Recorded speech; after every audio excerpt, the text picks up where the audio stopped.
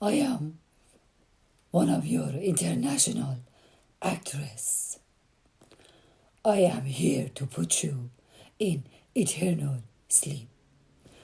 سلام، من اینجا آمدم که شما را به خواب ابدی ببرم.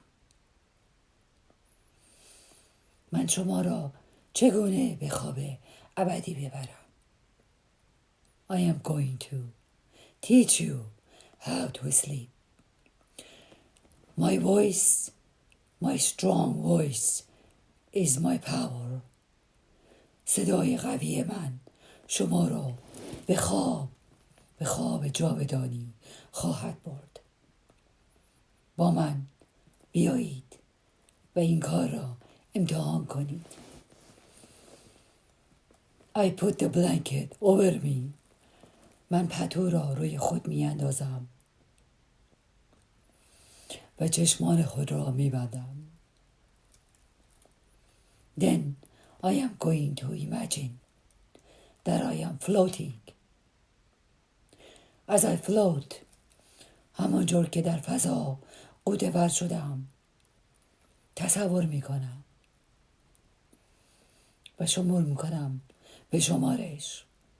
I am start counting. با من بشمارید. 1 2 3 1 2 3. And as you are counting, I want you to breathe.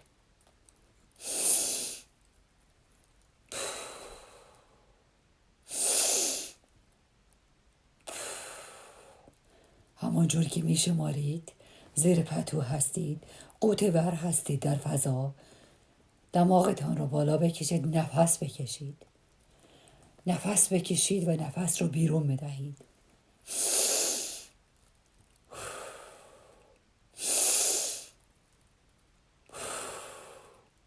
همانجور که غوطه ور شده اید به گلکسی می روید.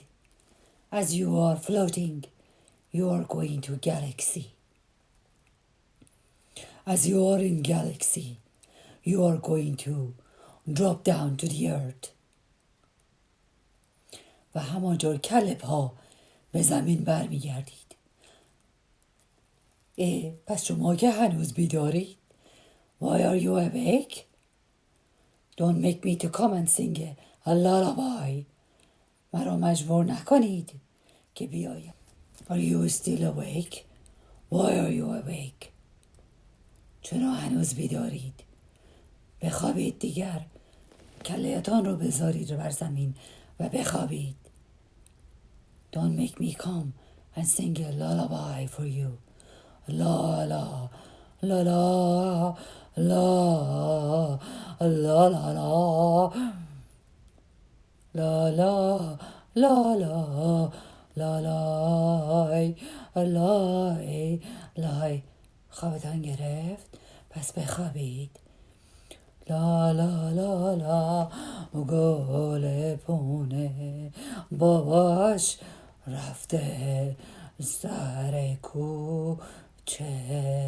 آی لای لای لا.